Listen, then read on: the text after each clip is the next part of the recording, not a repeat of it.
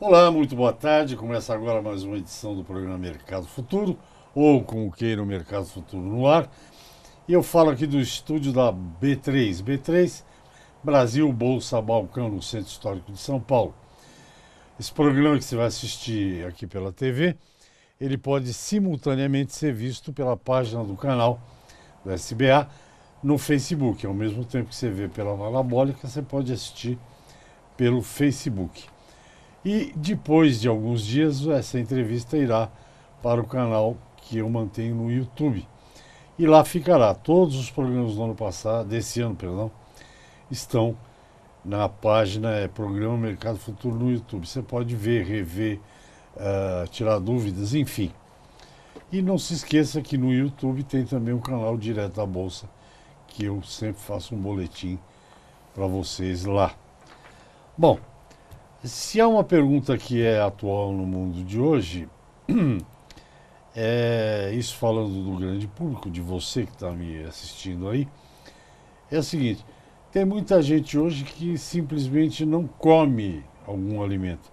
Ela quer saber de onde veio, se choveu ou não choveu, enfim, quer saber detalhes. Isso tem um nome, certificação. E eu estou falando de pessoa física, mas na verdade hoje os grandes importadores, não hoje, já faz tempo, eles exigem uns certos padrões de qualidade. Para que esse produto tenha padrão de qualidade, ele tem que ser certificado. E é justamente o assunto do programa de hoje.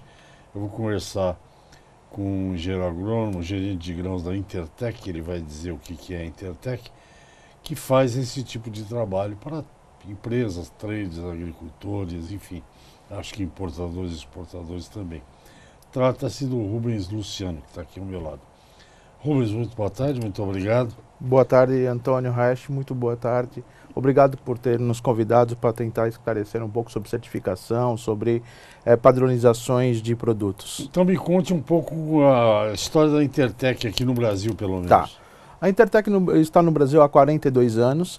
Ela foi fundada por Thomas Edison, um dos fundadores da Intertec, juntamente com Calebretti, que foi o primeiro supervisor de produtos agri no mundo, mais precisamente nos Estados Unidos. Desde então nós temos 9 divisões aqui na Intertec no Brasil, né? Onde nós temos a área de agricultura, nós chamamos Agri, área de Foods, Electrical, Minerals, Soft Lines, Hard Lines. Então nós fazemos um pool de certificações para diversos produtos. Propriamente dito, nós vamos trabalhar hoje e falar um pouco mais da área de Foods e da área agrícola e Foods, né? Para falar sobre a certificação de grãos. Hoje é uma tendência de mercado, ou existe aí uma nova dinâmica no mercado entre traders, produtores, importadores e exportadores, que é a padronização dos grãos. O que é essa padronização? Hoje nós temos dentro do mercado nacional os padrões de milho, de soja, de vários produtos. Para isso precisa ter aí uma terceira parte, onde está isenta do processo de comercialização, diagnosticando e qualificando esse produto. Hoje em dia nós temos aí alguns gaps entre traders e produtores, onde um fala que o produto está a X, outro a Y, e aí entramos nós, da Intertec, com profissionais habilitados e qualificados, para mitigar essa questão, trazendo a real certeza do produto, da qualidade do produto que está sendo comercializado. Tem vários segmentos. No segmento de café, por exemplo, é uma encrenca.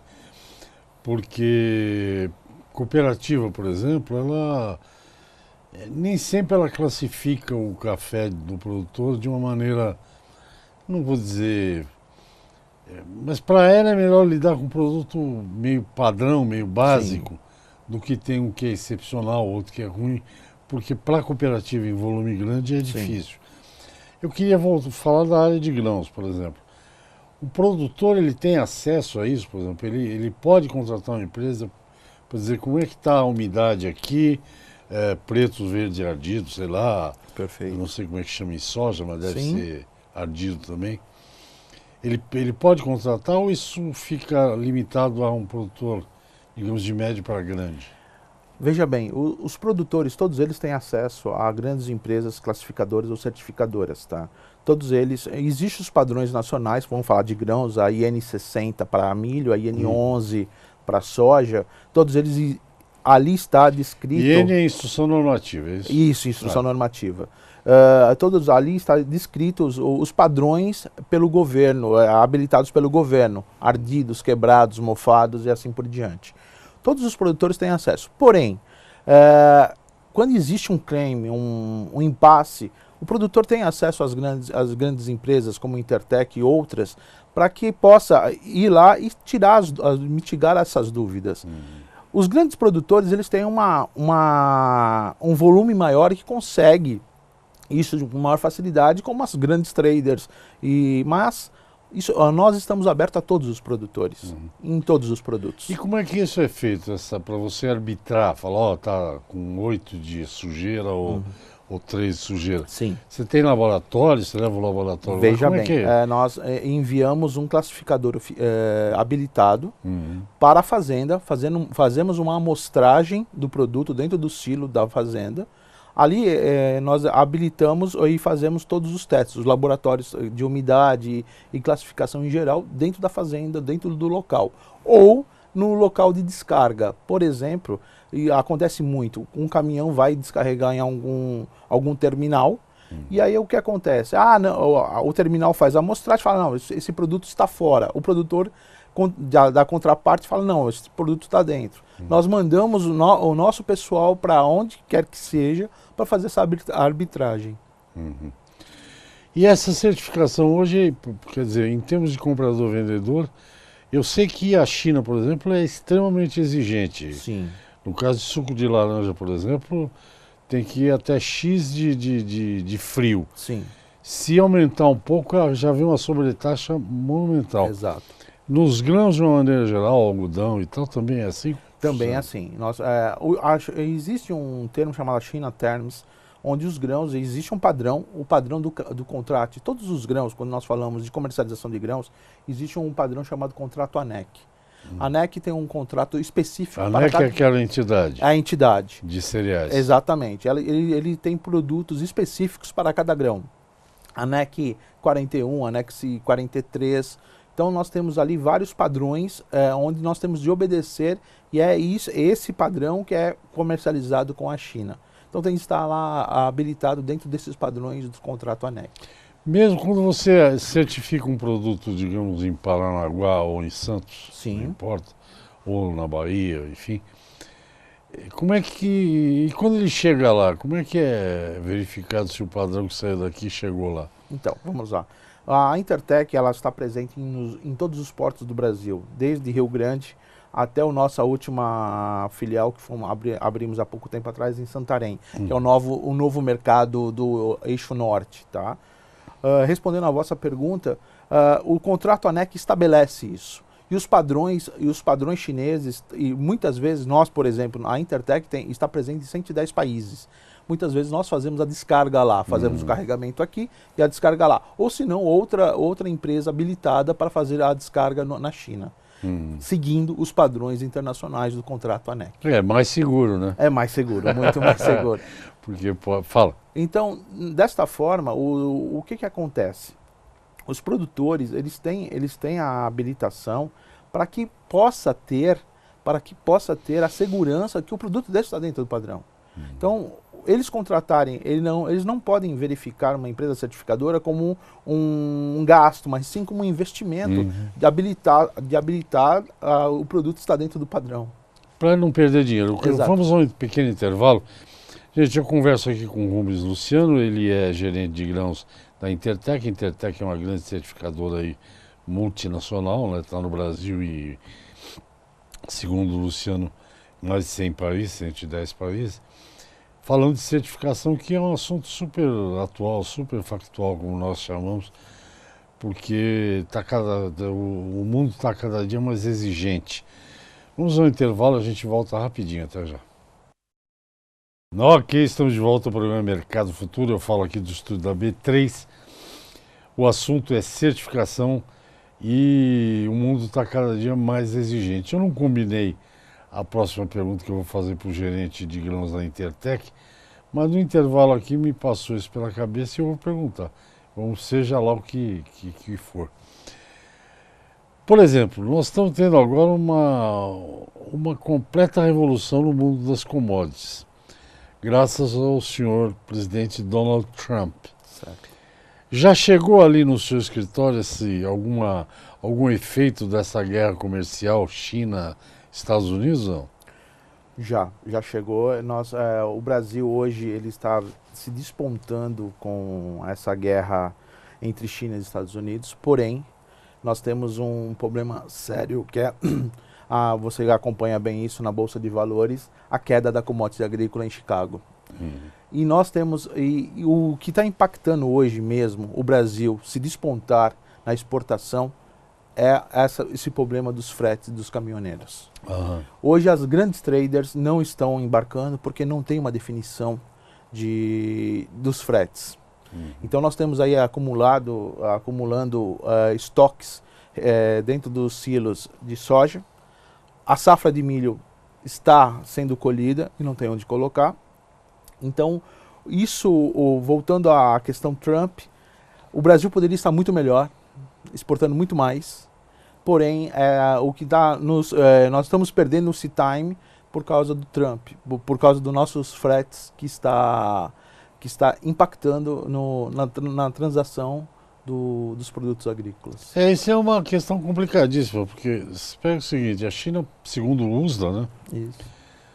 provavelmente vai importar 80 e 85 milhões de toneladas de soja. Sim.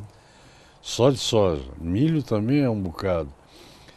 E se ela tiver taxação lá dos americanos, ela taxar um pouco a soja, evidentemente não tem muito para onde correr. É Brasil, Argentina, talvez Paraguai, alguma coisa. Mas, como dizem popularmente, o nosso demônio interno às vezes é pior do que o demônio externo. Né? Olha só, o Brasil está numa posição poderia estar numa posição tão mais confortável, porque tem os Estados Unidos com a questão da sobretaxa dos produtos, a Argentina com uma quebra de 35% na safra de soja, que não tem grãos lá. O Paraguai é insignificante. Então nós poderíamos estar muito mais tranquilos. Porém, os demônios internos nossos nos atrapalham em fazer a roda rodar. Então é complicado, é bem complicado. Esse negócio do frete é uma baita de uma encrenca, viu? Isso aí não vai se não se resolver, não sei como é que vai rolar essa safra milho e soja aí, porque... Eu acredito que a safra milho e soja vai se esticar, né? Geralmente a gente tem um gap aí que entre setembro e outubro a safra de soja está terminando, entrando e juntamente com a do milho. Eu acredito que esse ano nós vamos se estender até dezembro, janeiro do outro ano, embarcando soja. Certo. Você acha que vai passar o vai ano? Passar, né? vai passar o ano. Até a próxima safra. Sim. Internacionalmente, tem país que é mais complicado ou todo mundo segue mais ou menos um padrão nessa coisa dos grãos certificados? Todos eles seguem o padrão ANEC, como eu disse. O contrato ANEC é o que rege os padrões de comercialização internacionais. Todos eles. Lá tem os padrões de qualidade e proteínas e coisa e tal, né? De chemicals. Então todos eles seguem o padrão ANEC. Não tem um país mais complicado. A China seria o mais complicado. Porque eles têm uma exigência, como você falou, a régua muito mais alta que alguns países que nós exportamos. É gozado porque para a gente aqui, tradicionalmente para o Brasil, não produtor, porque não é o caso do produtor, um sonho antigo dos exportadores brasileiros é que o produto seja aceito pelos norte-americanos, né? Sim.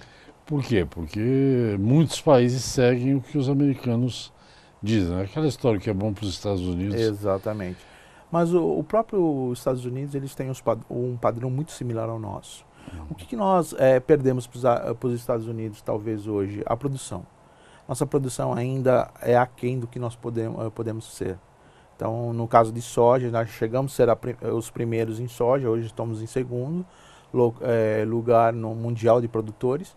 Porém, a gente perde para eles porque eles estão sempre um passo à frente na produtividade. Mas em termos de milho e soja, o Brasil avançou muito, né? Sim, sem dúvida.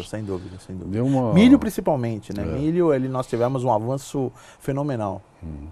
É porque o milho era tratado como o primo pobre da soja. Exatamente. Ele não era dolarizado, aquela conversa Exato. que você sabe de cor. Só que, de repente, os industriais, produtores de proteína animal, que sempre trataram os produtores de milho ali na Bacia das Almas, compravam pelo menor preço possível, deu um revertério há 2, 3 anos atrás, já não me lembro mais, Sim, e o preço do milho subiu. exato. E o milho tem um quadro mundial muito claro, né, Rubens? Estados Unidos primeiro, 300, 400 milhões de toneladas, que é um absurdo, né? Lá Exato. você come milho em tudo, né? Segundo lugar vem a China, China. 130, 140 milhões de toneladas, mas ela não apenas come tudo, como compra. Exato. Depois tem o Brasil e a Argentina ali. Então, de repente, o milho virou primo rico, né? É verdade. Ele está tão ou mais importante que a soja. O milho ele deu um up na sua escalada no Brasil, principalmente pela proteína animal, né? Uhum. Que é suínos e aves, ela consome quase 70% da produção, ou a gente só exporta ou realmente o excedente, né? Mas o milho deu uma fantástica melhora, e isso agora para nós, na área de certificação, nós temos lá, o ano passado nós tivemos uma grata satisfação de exportar muito milho, principalmente para a China. Principalmente para a China. Qual é o grão mais? Agora uma pergunta de Sim. global. Qual é o grão mais negociado no mundo? Soja. Soja? Soja. Sem dúvida Sem nenhuma. dúvida nenhuma. No Soja. trigo não. Trigo não, o trigo está voltando agora, porque o nosso país vizinho, a Argentina, o antigo presidente fechou a exportação, e agora o atual presidente voltou a exportar trigo, né? Então o trigo está voltando agora a ser uma commodity bastante comercializada. Quando o trigo vem da Argentina para cá, ele também precisa ser certificado? Sim, lá e aqui. Lá e aqui. Nós temos a nossa unidade na Argentina, né? Onde fazemos inspeções do embarque de trigo, e aí tem todas as partes de classificação e também a parte de foreign number, W, são as partes do trigo propriamente dito. E quando chega aqui no Brasil, nós também acompanhamos o desembarque para ver se a qualidade, se não se deteriorou na viagem esse trigo. Da Argentina para cá, quanto tempo leva o navio? Uma semana? Uma semana mais ou menos, 10 dias. Mais ou Não menos. é muito, não. Não, não é muito. Para a China deve levar muito mais. 45 dias. Tudo isso, cara? Dependendo, por exemplo, no eixo norte ela demora 35 dias. Do eixo sul, que seria Santos, Paranaguá, Rio Grande, de 45 a 60 dias. Eu vou te perguntar depois, agora vamos ao intervalo, mas eu vou te perguntar depois. Eu li uma matéria muito interessante sobre calado de navio. Não sei se isso tem a ver com alguma coisa com vocês. Ele é o Rubens Luciano, gerente de grãos da Intertech, que é uma grande certificadora mundial, explicando aqui para mim e para vocês como é que funciona mais ou menos esse negócio. Vamos ao intervalo, a gente volta já já. Olá, estamos de volta ao programa Mercado Futuro. Hoje o assunto é certificação, especificamente falando de grãos, soja, milho e seus outros assemelhados, não é? E antes do intervalo, eu converso aqui com o gerente de grãos da Intertech, o Rubens Luciano, que está explicando para a gente. E antes do intervalo, lembrei também de um negócio aqui que eu li uma grande reportagem da Tribuna de Santos, dizendo que o Porto de Santos está preparado para receber um super navio, acho que é o Panamá, não sei o quê. Panamax. Né? Panamax. Isso. São 300 e sei lá quantos containers, é uma coisa absurda. A pergunta é essa, a quantidade interfere na qualidade quando você vai levar para o navio? Não. Na verdade, existem alguns tipos de navio. Nós temos navio de 30 mil toneladas, de 50 mil toneladas, de 60 mil toneladas, 75 mil toneladas. E já chegamos a ter navio de 90 mil toneladas, que seria o Super Panamax.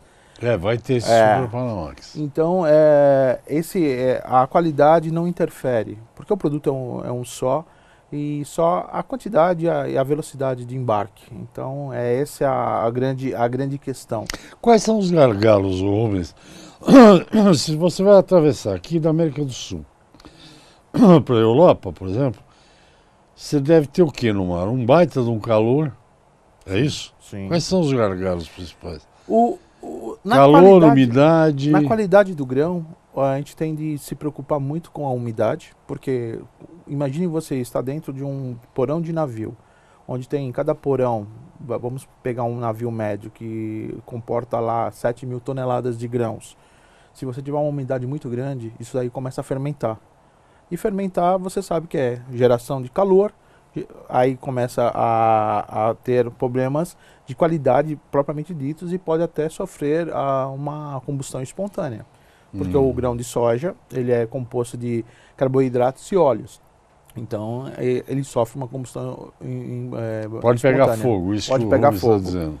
O que nós temos de tomar cuidado? Realmente é com a quantidade de umidade, ardidos, porque o ardido já está fermentado. Então, se ele tiver uma quantidade muito grande, ele pode ter todos esses problemas. E como é que você controla a umidade num porão desses com 7.000 toneladas? Nós temos uma padronização internacional. Porque no armazém ele tem uma ventilação, Sim, tem sim. um negócio lá. Existe uma padronização internacional chamada GAFTA, onde eles dão todos os parâmetros de você fazer a amostragem desse produto na hora que está embarcando, para ter a segurança do produto que está sendo embarcado, né?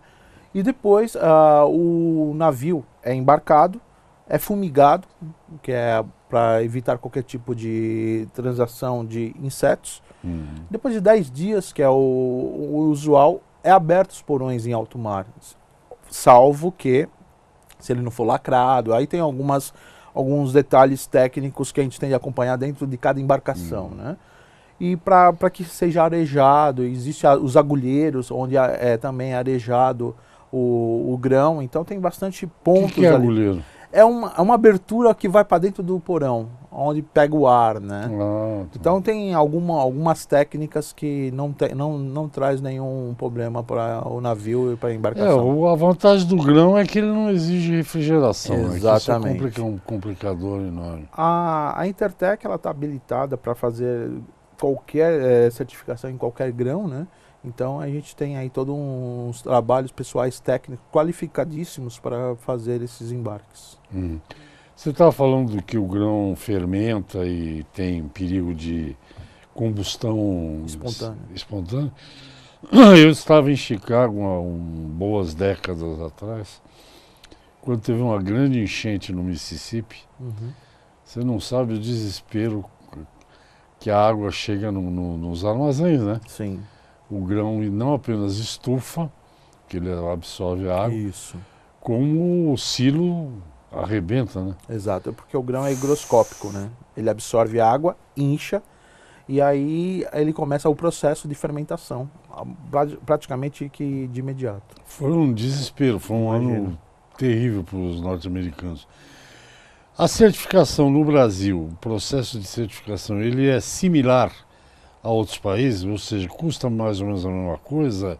É mais caro porque aqui tem muito imposto? Como é que funciona? Olha, a certificação é similar tanto na parte operacional, né? Na parte operacional elas são similares e, como eu te disse, existem organismos internacionais que padronizam isso. FOSFA, GAFTA e FIA são organismos onde nós somos acreditados como membros superintendentes e analíticos, porque nós temos laboratórios acreditados por essas entidades internacionais que nos habilita a fazer as análises físico-químicas dos grãos, né?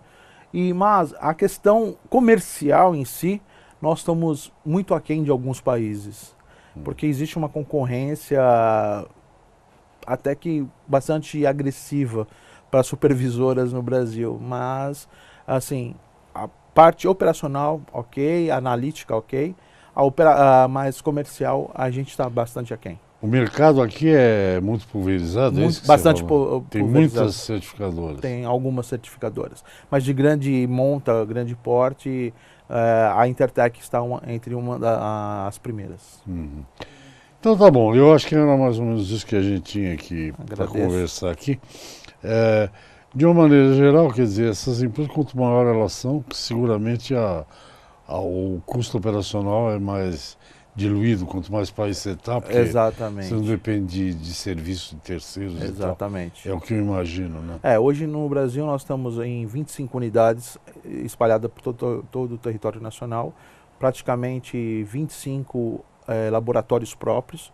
Nós tivemos um incremento agora no laboratório de Santos na margem de R$2 milhões. Hoje nós estamos investindo num novo equipamento que é para proteína, para análise de proteína, é um equipamento por combustão. Existem 2 métodos usuais, né, que é o Queijadal, que é por destilação, e tem o de combustão. A Intertech, como pioneira no mercado, estamos investindo em equipamentos por combustão. E também temos toda uma equipe técnica baseada em todos os portos para dar agilidade no processo de atendimento aos nossos clientes, tanto nos portos quanto no interior. Ok. Muito obrigado, Rubens, pela entrevista, também. pela conversa. Espero te ver outra vez aqui, Também quando você puder. Aguardo o seu convite. Então tá bom, muito obrigado pelas informações. Gente, é isso. Amanhã tem mais. Até lá, tchau, tchau.